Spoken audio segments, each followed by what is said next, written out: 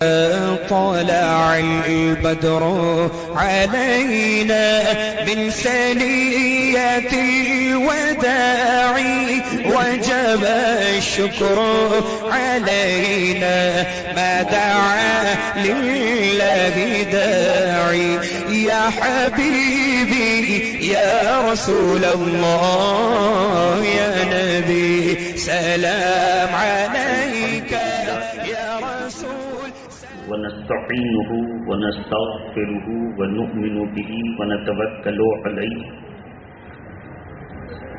ونعوذ بالله من شرور أنفسنا ومن سيئات أعمالنا من يهده الله فلا مضل له ومن يضلله فلا هادي له ونشهد أن لا إله إلا الله وحده لا شريك له ونشهد أن سيدنا محمدا عبده ورسوله أما بعد فأعوذ بالله من الشيطان الرجيم بسم الله الرحمن الرحيم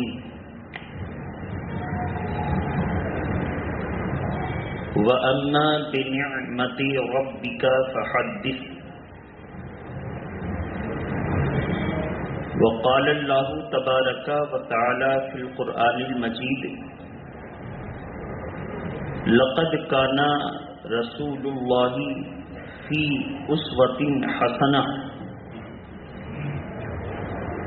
صدق الله العلي العظيم وبلغنا رسوله النبي الأمين المتين الكريم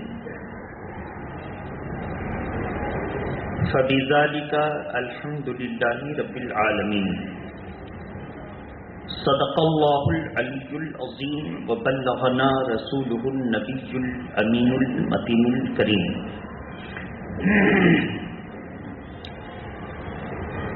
خدا ہے ذاکر میرے نبی کا کبھی نہ یہ ذکر ختم ہوگا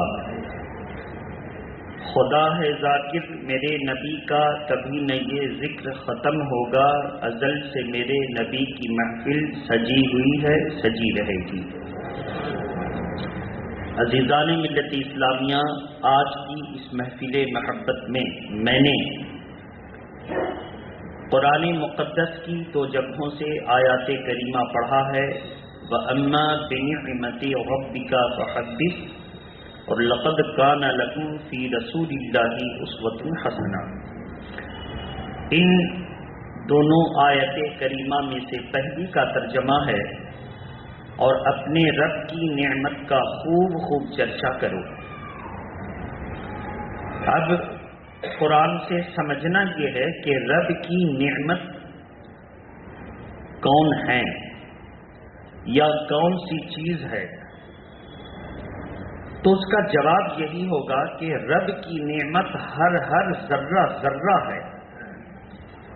تو اب تلاشنا ہوگا کہ اللہ تبارک تعالیٰ نے ہر ذرے ہر قطرے کو نعمت بنایا، مگر یہ حکم تو نہیں دیا کہ سب کا چرچا کرتے رہو. تو سمندر کے کنارے پہنچ جاؤ، کبھی اس کی لہروں کی تعریف کرو، کبھی اس کے قطروں کی تعریف کرو، کبھی اس کی موج کی تعریف کرو، کبھی اس میں موج میں ہونے والے جہاز کی تعریف کرو، کبھی اس میں پڑ جاتے ہیں حباب یعنی بلبلے، اس کی تعریف کرو، اور کبھی سمندر ناراض ہو جائے تو پورے شہر کو لے کر ڈوب جاتا ہے. تو اللہ کی ہر چیز نعمت ہے، کس کی تعریف کرو؟ تو قرآن مجید واضح طور پر ارشاد فرمائے گا وَالضُّحَىٰ وَاللَّيْلِ إِذَا سَجَىٰ. اے قرآن کے پڑھنے والے، تیرے رب نے خالق ہو کر جس کی تعریف کی تو اسی کی تعریف کرتا چلا جا. اے پاک پروردگار عالم، تو نے کس کی تعریف کی؟ اسی کو سمجھنا ہے. محبت کے ساتھ درود شریف پڑھیں. اللہم صلی علی سیدنا شفیعنا حبیبنا مولانا محمد ماتن الجود والکرم وآلہ واصحابہ وبارک وسلم صلاۃ و سلاما علیک یا رسول اللہ. ربیع الاول شریف کے موقع پر آپ سب نے جلوس میں شرکت کی. جشن عید میلاد النبی میں بڑی محبت کے ساتھ تشریف لائے. یہ فقیر آپ سب کا شکر گزار ہے. اس پر عید میلاد النبی کے جلسے کے اختتام کے وقت جو مسجد میں میری تقریر ہوئی وہ جب نیٹ پر پہنچی تو اس پر کچھ سوالات آئے. اپنوں کے طرف سے نہیں آئے، بیگانوں کی طرف سے آئے. اس میں ایک سوال تھا، اصل میں یہ سب میں کرتا نہیں ہوں، کچھ میرے لوگ ہیں وہ کرتے ہیں اور وہ مجھ کو بتاتے ہیں کہ یہ سوال ہے، یہ جواب ہے اور اس کو آپ کو وضاحت اس کی کرنی ہے. وضاحت. پہلے سوال یہ تھا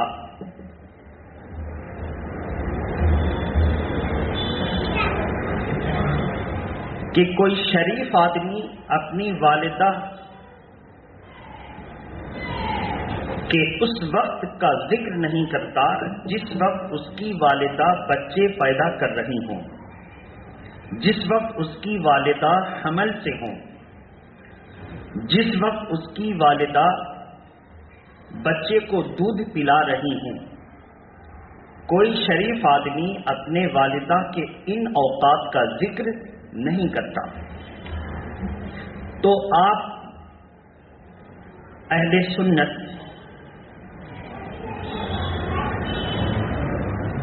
حضور صلی اللہ تعالی وسلم کے پیدائش کے تعلق سے ان کی والدہ کے اس وقت کے ہونے والے واقعات اور واردات کو کیوں اتنا ذکر کرتے ہیں؟ اس کامنٹ کو سن کر کے بہت سے سنی لرزنے لگے کہ کیا جواب ہو سکتا ہے. لیکن آپ بھی حیرت و استعجاب میں ہوں گے کہ یہ تو بات بہت صحیح ہے. ہم اپنی بیوی کے پیدائش کا ذکر نہ کریں، ماں کی پیدائش کے وقت کے احوال و قواعد کا ذکر نہ کریں تو حضور کی والدہ کا ذکر کیوں کرتے ہیں؟ نبی آ رہے تھے تو ایسا ہوا، حضور تشریف لائے تو ایسا ہوا، حمل میں تھے تو والدہ کو ایسا ہوا. کیوں؟ ایک دم گھبرانا نہیں ہے. اگر قرآن پر آپ کی نظر ہے تو جواب مشکل نہیں ہے، اور اگر قرآن سے ہم اور آپ دور ہیں تو لازم ہے کہ اسی بہانے سے ہم قرآن سے قریب ہو جائیں اور محبت سے قرآن کا مطالعہ کریں. ہمارا مذہب مزارات مقدسہ پر چادر چڑھانے میں مصروف رکھنے کے لیے نہیں آیا. ہمارا مذہب آپ کو مسجد سے قریب کر کے اللہ کی عبادت نماز میں مصروف رکھنے کے لیے آیا. ہمارا مذہب مزارات پر چادر چڑھانے کی بات کب آتی ہے؟ جب بدعقیدے وہابی اور دیوبندی مزارات کی توہین کرتے ہیں تو حکم شرع آیا کہ توہین کرنے والے سن، توہین مت کر. تو اس میں اللہ رسیدہ لوگوں نے ایک فرق پیدا کیا کہ حضور سے کہیں نہ کہیں سے تو اس بات کی دلیل ہے. اگرچہ تاریخ اٹھا کر دیکھ لیجئے، آپ ہم کو کسی کتاب میں نہ دکھا سکیں گے کہ حضور نے چادر چڑھائی. حضور نے نہ قرآن سے آپ ہم کو دکھا سکیں گے، نہ احادیث کریمہ سے آپ ہم کو دکھا سکیں گے کہ حضور نے کسی کی قبر پر چادر چڑھائی. لیکن چادر چڑھاتے ہیں صرف اس وجہ سے جیسے قرآن مجید پر ایک غلاف چڑھا دیا گیا. کتنا غلاف؟ ایک. تاکہ جس کے ہاتھ ناپاک ہوں، جو بے وضو ہے، وہ قرآن کا اس ارشاد پڑھ کر اس پر عمل کر سکے. لا یمسہ الا المطہرون، لا یمسہ الا المطہرون تنزیل من رب العالمین. بے وضو مت چھونا، بے وضو مت چھونا، خوب پاک ہو جانا، خوب پاک ہو جانا، غسل کر لینا، وضو کر لینا۔ اگر غسل نہیں ہے اور وضو کرو گے تو کیا فائدہ ہے؟ اور غسل تو ہے لیکن وضو ٹوٹ چکا، تو قرآن کو مت چھونا۔ غسل بھی صحیح ہو اور وضو بھی صحیح ہو، الا المطہرون، خوب پاک ہو جانا، تب قرآن کو چھونا۔ اب آپ نے ایک نوجوان کو کہا کہ طاق پر میری ایک کتاب رکھی ہے، قانون شریعت انوار شریعت، اسے اٹھا لاؤ۔ اس نوجوان نے قرآن پر سے، طاق پر سے وہ قانون شریعت لانے کے لیے گیا، اس کا ہاتھ پڑ گیا قرآن پر۔ کس پر پڑ گیا؟ کھول کے دیکھا، ما انزلنا علیک القرآن لتشقی، لرزنے لگا، جلدی سے بند کیا رکھا۔ جو کتاب مطلوب تھی لے کر آپ کے پاس آیا، کہا کہ حضور غلطی ہو گئی، میں بے وضو تھا اور قرآن پر تمیز کی کوئی علامت نہیں تھی، غلطی سے میں نے قرآن کو چھو لیا، بے وضو تھا۔ آپ نے کہا اچھا، تو اب آپ نے قرآن کی حفاظت کے لیے نہیں، گناہگار ہم نہ ہو جائیں اس کی حفاظت کے لیے ایک غلاف چڑھا دیا۔ اب ہر کس و ناکس سمجھ رہا ہے جس پر غلاف ہو اس کو بے وضو، زور سے بولیے، بے غسل نہیں چھوا جا سکتا۔ تو قرآن مجید کی بے حرمتی انجانے جانے میں ہم سے نہ ہو تو اس پر غلاف چڑھا دو۔ تو اولیاء اکرام کے مزارات مقدسہ کی بے حرمتی جانے انجانے میں نہ ہو، اس پر ایک چادر چڑھا دو تاکہ عوام سمجھ سکیں یہ اللہ کا محبوب بندہ ہے، یہاں آنا تو ادب سے آنا۔ بس یہ مسئلہ تھا، لیکن اللہ کے پیارے نبی نے آپ کو چادر چڑھانے میں مصروف نہیں رکھا۔ بے نمازی جب اس کو چندہ دھندا کی ضرورت ہوتی ہے تو مزارات مقدسہ پر عرس کرواتا ہے، چادریں چڑھواتا ہے، جلوس نکالتا ہے، عورتوں کا مجمع۔ جس عورت کو شریعت مطہرہ میں اپنے ہاتھ کو کانوں کے لو تک اٹھانے کی اجازت نہیں کہ اس کے اعضاء کی بے ستری ہوگی، ستر اس میں ہے، وہ کاندھے تک ہاتھ اٹھائے اور چپ سے باندھ لے تاکہ بے پردگی نہ ہو۔ جس مذہب نے عورت کی بے پردگی کا لحاظ کرتے ہوئے اس کے کانوں کے لو تک ہاتھ اٹھانے کی اجازت مردوں کی مثل نہیں دی، ان عورتوں کو اپنے ساتھ لیتے ہو، سینی پر تبرکات رکھتے ہو اور چادر لے جاتے ہو، جلوس بنا کر کے قبروں پر اور جا کر چڑھاتے ہو۔ یہ کس نے کہا؟ یہ صرف مجاوروں کے کرتوت ہیں تاکہ چندہ ہو اور دھندا ہو جائے۔ اسلام نے یہ نہیں کہا، اسلام نے یہ نہیں کہا۔ اپنی ماں بہنوں کو روکیے، کہاں جا رہی ہو تم کہاں جا رہی ہو؟ کیا اس کیفیت کے ساتھ تم سے اللہ کا ولی خوش ہوگا؟ کیا اللہ کے پیارے نبی نے کبھی چادر چڑھائی؟ کبھی نہیں چڑھائی۔ کیوں چڑھائی وہ میں نے آپ کو بتا دیا، وہ میں نے آپ کو بتا دیا۔ تو اس لیے اللہ کے پیارے نبی نے ہم کو قبروں پر مصروف نہیں رکھا۔ اگر مصروف رکھتے تو حضور فرماتے صبح آؤ، شام آؤ، رات آؤ، 5 مرتبہ آؤ۔ اللہ کے پیارے نبی نے ہم لوگوں کو مسجد میں مصروف رکھا۔ کہاں رکھا؟ صبح آؤ، پھر اگر من کرے تو چاشت میں آ جاؤ، اشراق میں آ جاؤ، اوابین میں آ جاؤ، پھر من کرے تو تحیت الوضو میں آ جاؤ، دخول المسجد میں آ جاؤ، اور میرا حکم اگر مانتے ہو، اللہ کا حکم مانتے ہو تو فجر میں آ جاؤ، ظہر میں آ جاؤ، عصر میں آ جاؤ، مغرب میں آ جاؤ، عشاء میں آ جاؤ، اور میری سنت پر عمل کرتے ہو تو تراویح میں آ جاؤ۔ اور اللہ کا اگر حکم مانتے ہو فصلی لربک، اپنے رب کے لیے تکبیریں بیان کرو اور نماز پڑھو، تو عید میں آ جاؤ، بقرعید میں آ جاؤ۔ اور اگر میرا حق پہچانتے ہو تو میرا غلام اگر کوئی انتقال کر جائے تو جنازے میں آ جاؤ۔ نماز میں مصروف رکھا، کہیے نماز میں مصروف رکھا، نماز میں مصروف رکھا۔ تو میرے محترم بزرگ اور دوستو، اس لیے یہ دھندا ہے. اس پر آپ غور کریں کہ حضور نے ہم کو جہاں مصروف رکھا ہم وہاں مصروف نہیں ہیں. اور بے نماز آپ کو حضور کی شریعت کے خلاف مصروف رکھنا چاہتا. اس دھندے کو آپ پہچانیں, اس دھندے کو آپ پہچانیں. مصروف رکھا آپ کو نماز میں. اور کیسی مصروفیت, ایسی مصروفیت. اللہ کے پیارے نبی نے فرمایا کل میدان محشر میں جس دن کسی چیز کا سایہ نہ ہوگا اس وقت اللہ کا عرش موجود ہوگا.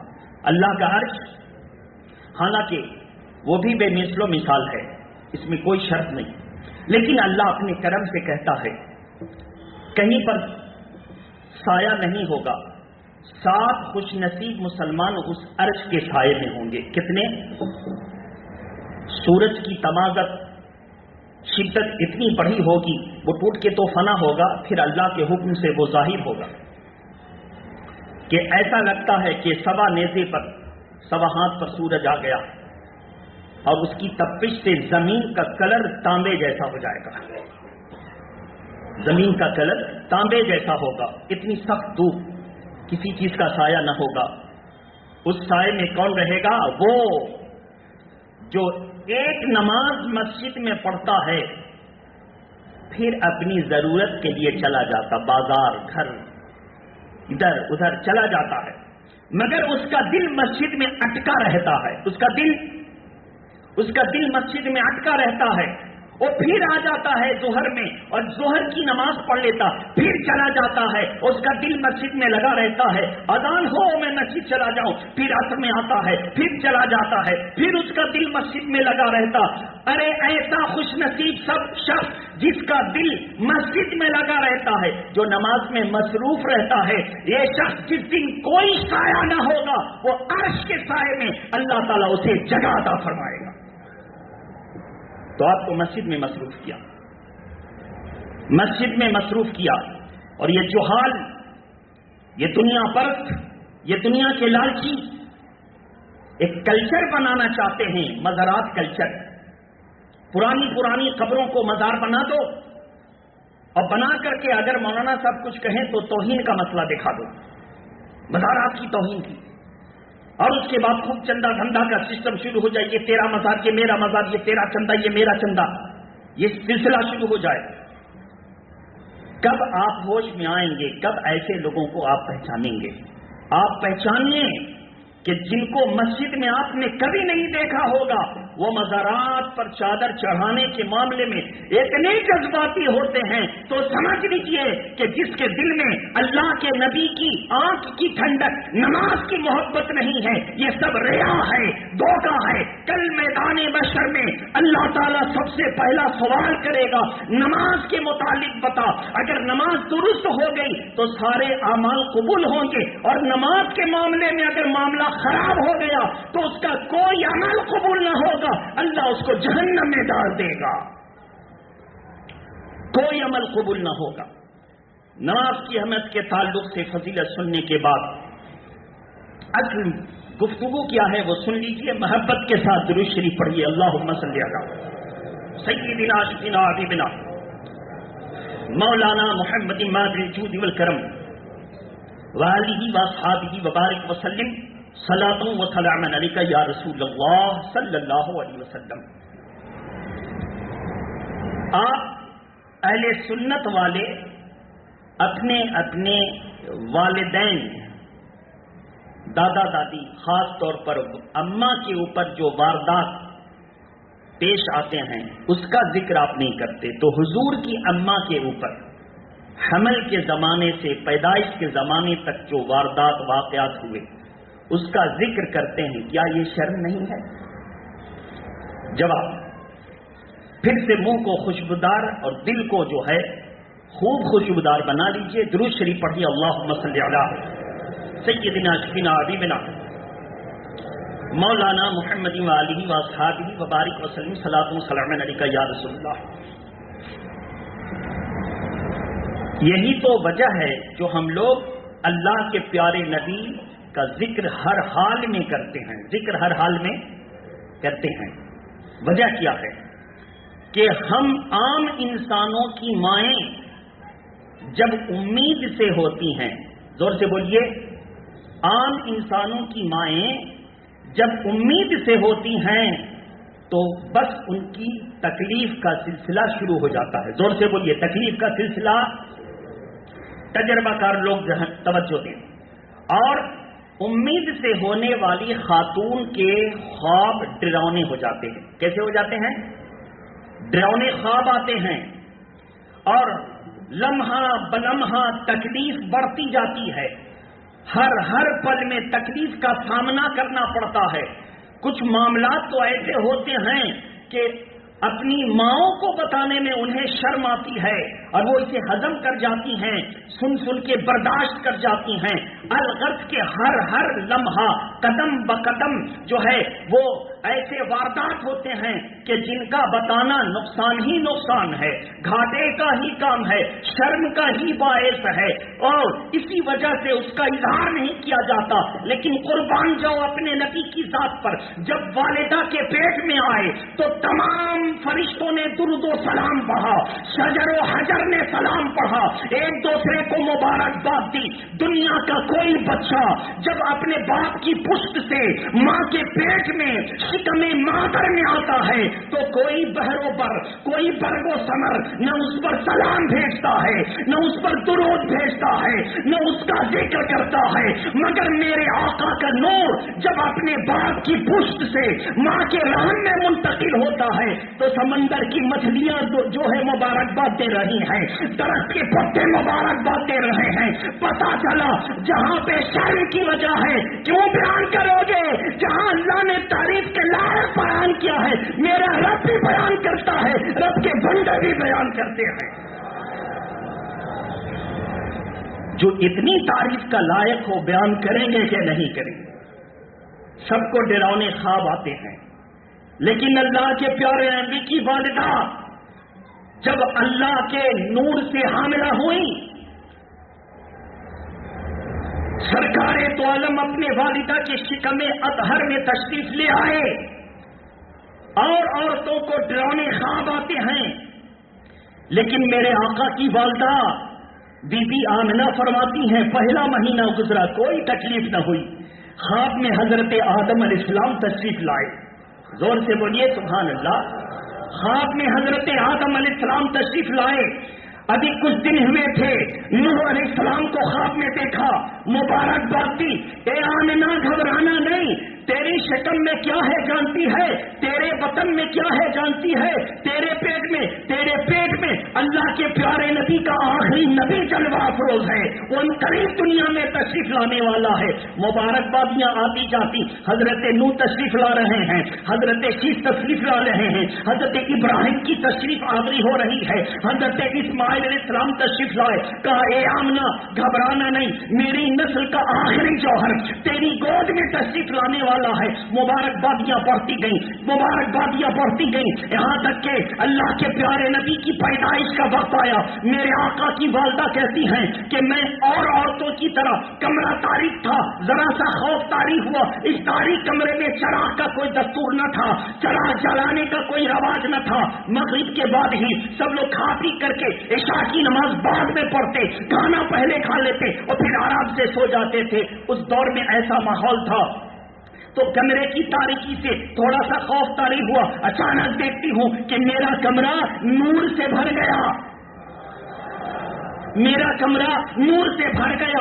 اور جب نور سے بھر گیا حضرت ابو العاص کی والدہ آتی ہیں کہ چلیں عبد المطلب کی بہو شریفہ کو آج ایسا معاملہ ہونے والا ہے. دیکھیں وہ آتی ہیں تو دیکھتی ہیں 14ویں کا چاند تو چمک نہیں رہا ہے مگر چاند کی روشنی بڑھی ہوئی ہے، ستارے کی چمک بڑھی ہے. وہ اپنا بیان کرتی ہیں جس رات میرے آقا تشریف لانے والے تھے اختتام پر، اس رات کو اللہ نے چاند کی چمک بڑھا دی، ستاروں کے کنکمے کی روشنی بڑھا دی اور بڑھا کر اعلان کیا میرا نبی آ رہا ہے تو میں نے سب کو صدقہ خیرات دے دیا ہے، تمہارا بھی نبی آئے تو غریبوں کی مدد کرو، مسکینوں کی مدد کرو، ضرورت مندوں کی مدد کرو۔ پتا کرو کس کے گھر میں الیکٹرک کا بل دینے کا پیسہ نہیں ہے، محتاج ہے، اس کے گھر میں لڑکے پڑھ رہے ہیں تو تعلیم کیسے جاری رکھ سکیں گے؟ کتابیں ہیں کہ نہیں ہیں؟ تعلیم کیسے جاری رکھ سکیں گے؟ دولت دین و دنیا ہے کہ نہیں ہے ان کے پاس؟ یہ معاملہ کیسے ان کے گھر میں آئے گا؟ ایسے کوشش کرو۔ مزار پر چادر چڑھانے کے لیے اللہ کے پیارے رسول نے نہیں فرمایا،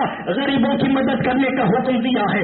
آقا میرے امام احمد رضا فاضل بریلوی سے فرماتے ہیں ایک چادر مزار پر کافی ہے، اور اگر کوئی منت مان لے، کوئی پہلے چادر چڑھاؤں گا، اب چادر وہ نہ چڑھائے اس لیے کہ یہ منت ضروری نہیں ہے، اب کیا کرے؟ اسی چادر کی قیمت لے، اسی چادر کی قیمت لے اور لے کر کے کسی غریب مسکین مسلمان ضرورت کی ضرورت پوری کر دے، اور دل میں کہہ لے یا اللہ اس کا ثواب فلاں بزرگ کے روح پاک کو پہنچا دے، تو انشاءاللہ تعالی چادر تو چڑھے گی، مجاوروں کا دھندا ہوگا، لیکن جب تم غریب کی مدد کرو گے تو غریب کا بیڑا پار ہوگا اور اس کا ثواب بزرگان دین کے ارواح میں منتقل ہو جائے گا۔